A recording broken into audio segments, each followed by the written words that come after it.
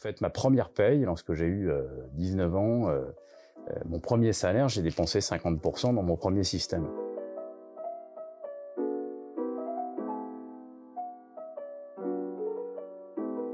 On sait que l'acoustique dans une écoute de musique, ça compte à 50% de la qualité de l'écoute. Et dans cette démarche, l'idée, c'est de reproduire au mieux ce que l'artiste veut transmettre.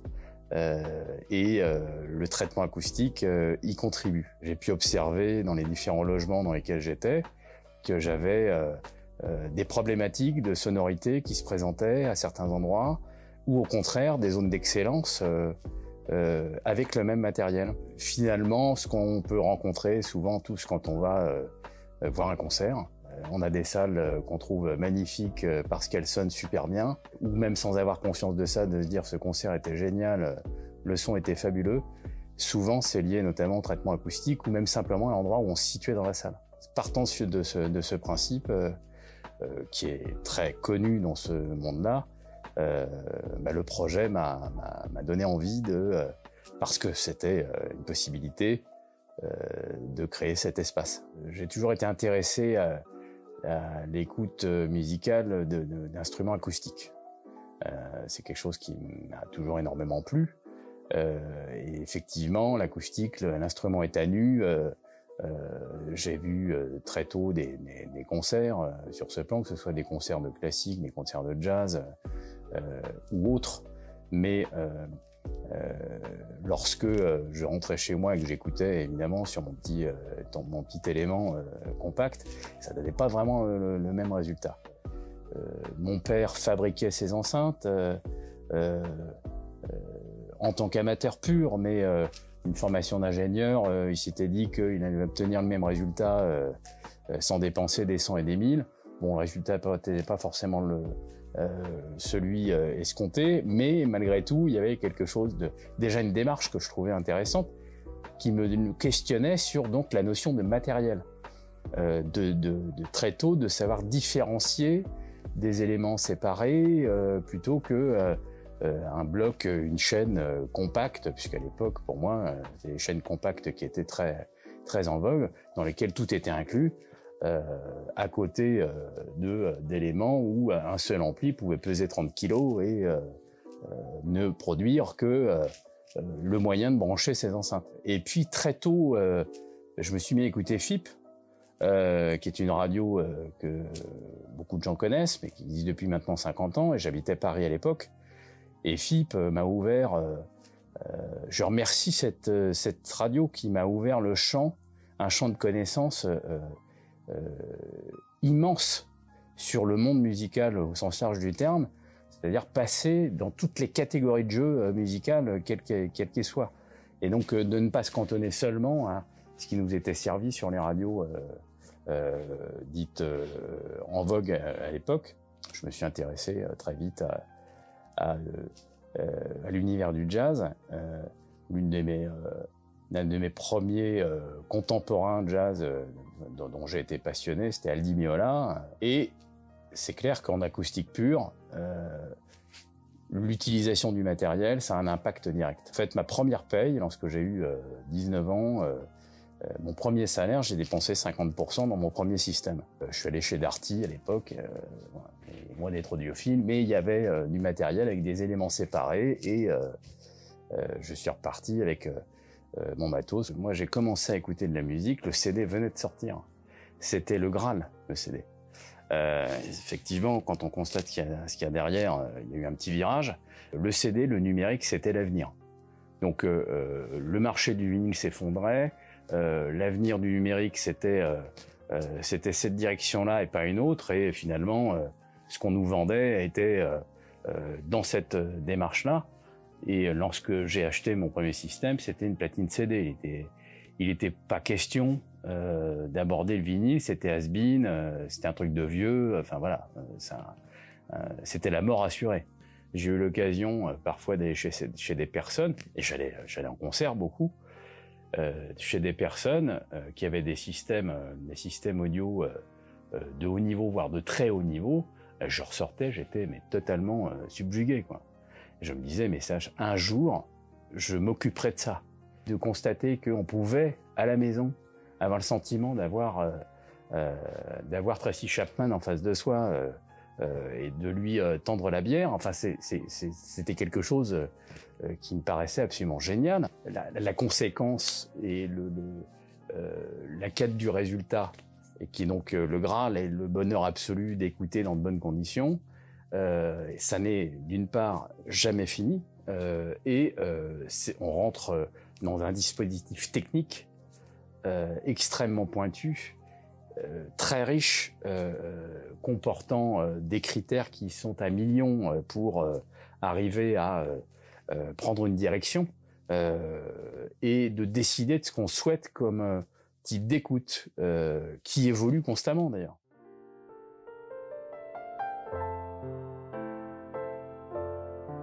On s'enferme dans la grotte pour se protéger du bruit extérieur et protéger aussi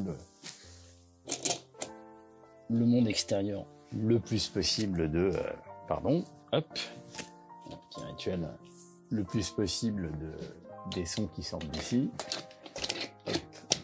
Voilà. Je ferme ici complètement. Hop. Voilà, avec toute une série de joints que j'ai créés sur la porte pour limiter au maximum. Et là, je vais installer tout ce qui va exister derrière l'auditeur, pour permettre de diffuser et de donner le sentiment d'un espace plus important que la surface réelle de la pièce. C'est l'objectif de ces diffuseurs-là, c'est de faire en sorte que les fréquences viennent impacter sur ces planches de bois qui sont en fonction de la fréquence souhaitée à des niveaux différents. Hop là. Et viennent s'éclater en fait et se disperser derrière soi, ce qui crée la sensation de surface plutôt que d'avoir le sentiment d'avoir un mur derrière soi, ce qu'on a tous vécu quand on écoute de la musique, quand on a un mur juste derrière, on le sent quoi, toujours. Ici, ça c'est la dernière installation que j'ai faite pour travailler les fréquences qui sortent de cette enceinte, puisque c'est un mur en placo, même s'il est doublé avec du liège. J'avais une résonance que je souhaitais maîtriser parce qu'elle était un peu déséquilibrée par rapport à l'enceinte de droite.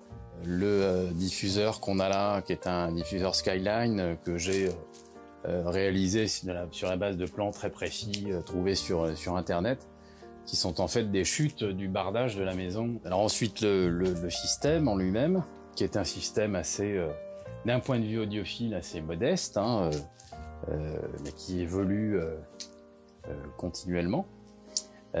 Donc vous les avez reconnus, les enceintes, qui sont des modèles Jean-Marie Reynaud, Lee Silver, qui sont posés sur des pieds du même fabricant, avec des particularités de résonance aussi, qui permettent d'augmenter le niveau de basse sur des enceintes de bibliothèque qui en général ont la réputation d'en produire un peu moins.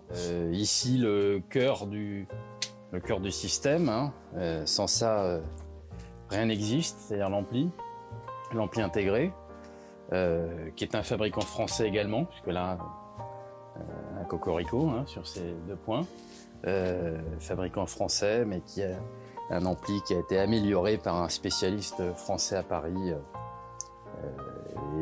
qui est finalement relativement rare au lieu de ce qui peut se faire dans le monde, puisqu'il y a à peu près 300 exemplaires de ce modèle. Travaillé par Jean-Claude Tornior, donc ce sont les initiales ici, qui est spécialiste dans les câbles. Ensuite, à droite, c'est le préampli phono. Donc en fait, la fonction de ce produit consiste à amplifier le signal généré par la platine vinyle pour ensuite aller sur l'ampli intégré et les enceintes, parce que le signal une fréquence est extrêmement bas pour une platine vinyle et pour notamment la cellule. Il faut passer automatiquement par ce qu'on appelle un préampli phono, qui va remettre à niveau et effectivement travailler également la sonorité d'ailleurs, le signal pour qu'il soit traité et envoyé à un bon niveau de son via les enceintes. C'est un superbe produit aujourd'hui en rapport qualité-prix, acheté d'ailleurs comme tout ce qui concerne l'analogique sur une plateforme qui s'appelle maplatine.com, et j'en profite pour en parler, même si elle n'a pas besoin de moi, mais qui est en plus de la région, qui est à Rennes, qui est un des plus gros transformateurs de platine d'Europe. Ce sont des gens absolument passionnés, et ce qui est génial, c'est que vous appelez là-bas, même pour découvrir l'expérience vinyle, ils vous proposent de mettre le pied à l'étrier à des prix très très abordables, ne poussent jamais à la consommation, sont extrêmement pointus, très très pro, de grands experts, et qui donnent envie de continuer dans cet univers-là, ce qui est assez rare pour ce qui est censé être des sites commerçants. Donc celle-ci est une Clear Audio, qui est une marque assez connue dans ce domaine.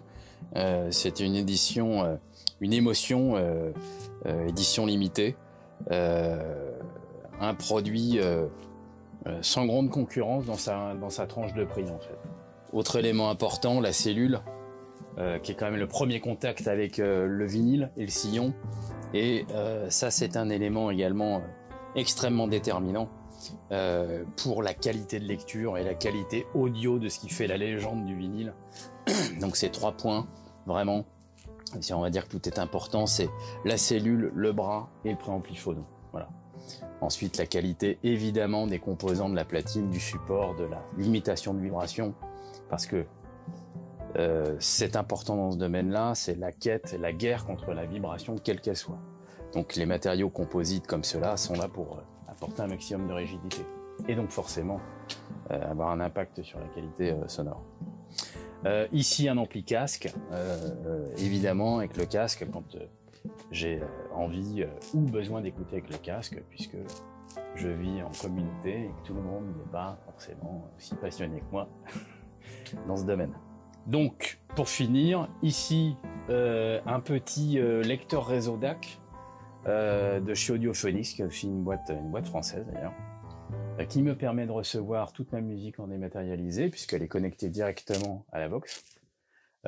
Toute ma musique en dématérialisé via le site Qobuz, mais également les CD que j'ai ici ont tous été dématérialisés, sont sur un disque dur, un petit disque dur derrière, qui est branché ici et qui me permet de tout gérer depuis le fauteuil avec mon portable comme une télécommande. Ça, c'est les éléments de base, c'est ce qui produit de la musique, et tout ce qu'on a autour, c'est ce qui permet de la diffuser le mieux possible. Et c'est vrai que quand on commence à avoir, quand on a la chance de pouvoir mettre en place une pièce dédiée, et qu'on sait que la qualité globale d'un système, c'est 50% le matériel, 50% l'acoustique, eh bien, ça revient à dire que plus on augmente la qualité acoustique, plus l'écoute par rapport au matériel qu'on a est supérieure à son prix et à sa valeur finalement. Et c'est ce que j'ai eu l'occasion de constater avec des amis qui ont du super matos, et quand ils viennent ici et ils n'ont pas de pièces dédiées ou ils n'ont pas prêté soin suffisamment, et ils arrivent avec une expérience musicale supérieure à la leur, alors qu'ils ont du matériel qui est 3 à 4 fois plus cher. À chaque audiophile, alors chaque mélomane audiophile, parce que moi je fais partie, il y a également plusieurs catégories. Il y a des gens qui vont s'équiper de matériel incroyable et avoir sur leur tablette ou en stock des morceaux de musique. Hein. Ils ne vont écouter que des morceaux de musique pour écouter la performance de leur matériel. Ce genre d'audiophile-là existe, j'en fais pas partie. Moi, ce qui m'anime avant tout, c'est mon amour pour la musique et l'idée et le projet d'accéder à une qualité d'écoute que j'estime, moi, excellente et suffisamment exceptionnelle pour me produire quasiment une émotion identique à ce que je peux vivre en concert. L'évolution de cet univers-là, c'est souvent d'abord quand un système produit son son, c'est d'avoir la plus grande clarté possible. Ensuite, la précision des sons sortis, les détails, les micro-détails, puis ensuite la transparence, puis enfin, et ça c'est la quête qui est la plus complexe à obtenir, c'est le réalisme. Voilà. La situation de réalisme, c'est véritablement en fermant les yeux d'avoir le sentiment que la personne, le groupe, l'orchestre symphonique sont devant toi. Je reste très curieux, je suis parfois surpris agréablement, ou même parfois par des produits qui sont des produits d'attaque, d'être très surpris par la transparence ou la clarté, mais très vite je m'ennuie. Et puis, plus que chez des amis, je n'ai pas de jugement à porter là-dessus. Voilà. Là où je porte davantage de jugement, c'est sur les salles de concert. Où là, parfois, ça me casse la tête. Où je trouve ça absolument à chier. Voilà. En fonction du positionnement ou simplement du matériel. Où vous voyez que tu prends conscience que l'ingé son, il a boulé ses oreilles à la maison et depuis quelques années, tu vois. Enfin, c'est extrêmement fréquent, ça. D'ailleurs, pour beaucoup de groupes viennent avec leur ingé son propre, parce que l'ingé de la salle, il a les oreilles cramées depuis 10 ans, quoi. Donc, et ça s'entend. Voilà. Et quand ce sont des concerts acoustiques de groupes que j'adore, que j'écoute dans ces conditions, oui, ça a tendance un peu à m'agacer. Ce qui est dommage. Enfin, ce que je veux dire, c'est qu'on sait qu'il y a toujours moyen de faire des choses très belles en salle. Ce sont des lieux qui sont dédiés à ça. C'est plutôt ça qui me rend un peu ronchon quand je vais voir un concert à tel ou tel endroit. Je ne citerai pas de nom, mais où faut vraiment que j'aime l'artiste pour y aller parce que je sais que le son va être pourri. Ou je l'imagine si l'ingé son n'a pas changé. J'ai un serveur de musique que j'utilise, et ça m'arrive effectivement, et là dans ces cas-là je me mets en mode écoute avec les écouteurs de portable. Hein. Donc en revanche, j'ai acheté mon téléphone portable pour m'assurer qu'il ait un niveau de définition suffisant pour pouvoir relayer le support de musique qui est en haute définition lui également. C'est Qobuz, site français, le site de référence mondiale en termes de musique dite audiophile, puisque c'est de l'HD, ça commence en FLAC, enfin plus d'ailleurs le MP3, ça commence en FLAC en 16 bits et ça finit en 2492. C'est un site qui est absolument fabuleux dans même dans sa conception, puisque c'est également en éditorial. Tu as des articles qui sont sortis en même temps que par des professionnels de la musique qui écrivent pour et qui sont employés par Qobuz. Donc c'est un journal de musique au-delà d'un site, c'est le seul au monde à faire ça. M'intéressant à ce monde audiophile, j'ai constaté évidemment en rencontrant des gens qui étaient dans ce monde-là, l'audiophilie étant tous les moyens technologiques qui permettent d'arriver au plus proche de l'expérience studio ou live, hein. En fait c'est ça, l'audiophilie au sens large du terme, c'est de constater que pour des vieux de la vieille, le vinyle c'est incomparable, que on n'obtient pas le même résultat, que c'est meilleur. Alors, je ne suis pas d'accord, ça me regarde, ça n'est pas meilleur, c'est une expérience différente.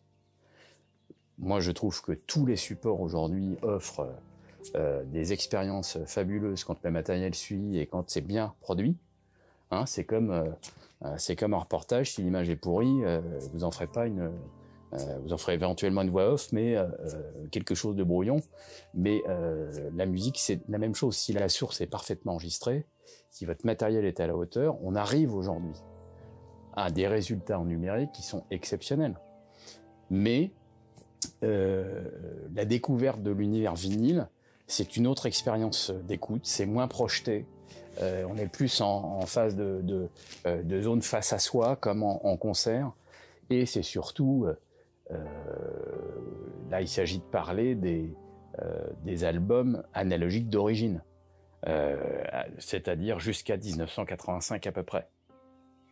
Souvent, les gens c'est un peu la mode du vinyle aujourd'hui, les gens se sont mis au vinyle pour beaucoup, la font tourner 3 mois, puis au bout de 3 mois, on en marre parce que ça ne les intéresse plus, parce que c'est sympa, ça cracote, c'est mignon, ça crée quelques souvenirs, il y a quelques madeleines aussi, parce que forcément, ça renvoie aussi une discographie parfois un peu oubliée.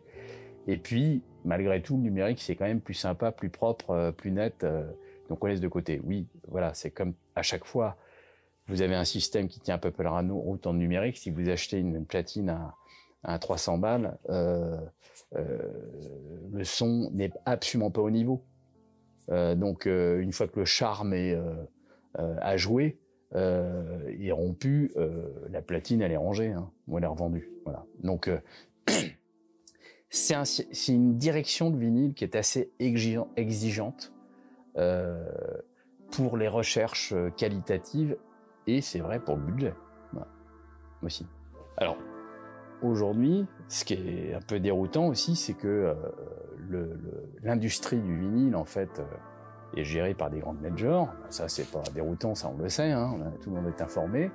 Et ils se sont engouffrés dans cette nouvelle vague vinyle, et en fait proposent des produits de merde.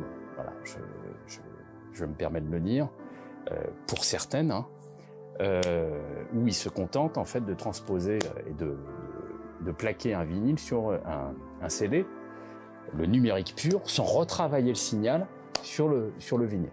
Or, le vinyle, c'est un matériau solide, il y a une construction organique, il y a un contact physique avec ce produit, tous les éléments qui viennent, et le sillon qui vient être lu par la cellule, a un impact sur la résonance énorme à la lecture. Et lorsque c'est simplement plaqué plaquer un CD sur un vinyle, le son est dégueulasse. Alors là, ça n'a aucun intérêt. Hormis, allez, 10 cas dans le monde, hein. Toutes les prises de son et tous les enregistrements sont faits en numérique aujourd'hui. Donc il faut qu'il y ait une transposition sur un format analogique pour pouvoir retravailler ensuite les fréquences et avoir un résultat qui soit satisfaisant. Donc en France, il y a un label qui s'appelle Label Bleu, que je trouve absolument génial, qui est à Amiens, et qui depuis quelques années fait franchement à chaque fois un travail de transposition en analogique. C'est un kiff, mais complet. C'est-à-dire que le résultat est absolument superbe. Alors, superbe, ça veut dire quoi? Ça veut dire que moi, j'ai la capacité à pouvoir passer du vinyle au CD, au numérique avec le système, sur le même morceau. J'entends aucune différence. Et parfois, c'est meilleur sur le vinyle. J'écoute de la musique tous les jours. Le midi, quand je suis pas en rendez-vous ou ailleurs, le midi, c'est un plaisir, moi, de déjeuner devant le système ou d'écouter de la musique. Et puis, avec ma compagne aussi, parce que c'est une passion, donc forcément, c'est un peu chronophage aussi. Et l'idée, c'était de trouver quelque chose qui soit plutôt équilibrant et qui me permette à moi aussi d'avoir de l'espace. Parce que quand j'écoute de la musique, j'écoute un artiste, en général, j'écoute souvent, où je découvre un artiste, j'écoute toute l'œuvre. J'écoute tout l'album, par exemple. Je me fais pas une idée sur un morceau. Donc ça prend forcément du temps. Donc tous les mercredis soirs, moi c'est ma soirée, c'est comme si j'étais à l'aïkido ou ailleurs. À 20h, je ferme les portes et c'est parti pour 4 ou 5 heures. Dans la journée, il n'y a pas un moment où je ne me réserve pas un espace pour enquêter sur telle ou telle possibilité d'amélioration ou tel produit qui pourrait permettre d'améliorer l'ensemble, sans parler franchement, sans forcément changer les éléments majeurs. qui sont les enceintes, l'ampli, constatait aussi que les câbles ont une incidence absolument considérable sur la qualité d'écoute.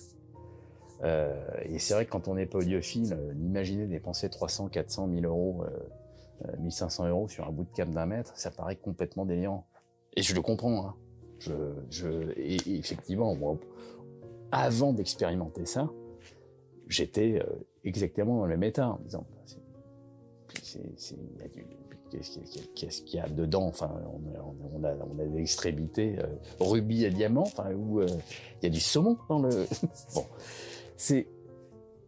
c'est clair que avant d'expérimenter, c'est l'expérience sensorielle qui fait évoluer sur cette sensation.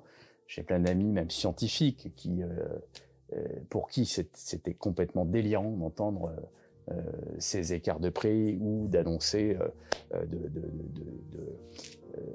d'entendre quelqu'un dans ce domaine exprimer le fait qu'un câble secteur, c'est simplement ce qui branche la prise, a une incidence sur le son. Ça leur paraissait inaudible parce que physiquement, mathématiquement et dans leur structure d'apprentissage d'ingé, il n'y a aucune formation à ce sujet. Je peux vous assurer que j'en ai dévissé plus d'un comme ça, hein, en les plaçant. Il y a un moment donné, il faut arrêter. Une image vaut 1000 mots, donc un son résume la question de changer en direct ces câbles-là et de les inverser, de passer d'un câble dit basique à un câble à un coût plus important, pas parce qu'il est coûteux, mais parce qu'il a une architecture et il a été construit de telle façon que il facilite la circulation de l'électricité. Un câble ne produit pas le son, il facilite quelque chose. Plus on évolue en qualité de système, plus le traitement est implacable pour les productions pourries. Voilà. C'est-à-dire que lorsque le système laisse passer de plus en plus de choses, il laisse y compris passer les mauvais enregistrements quand ils sont mal produits.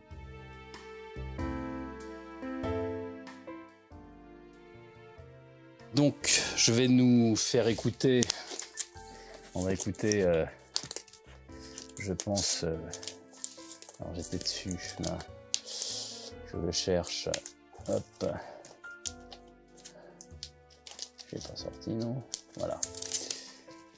Pat Metheny, cet album, qui est assez connu pour les aficionados dans ce domaine, avec Charlie Haydn notamment et Billy Higgins.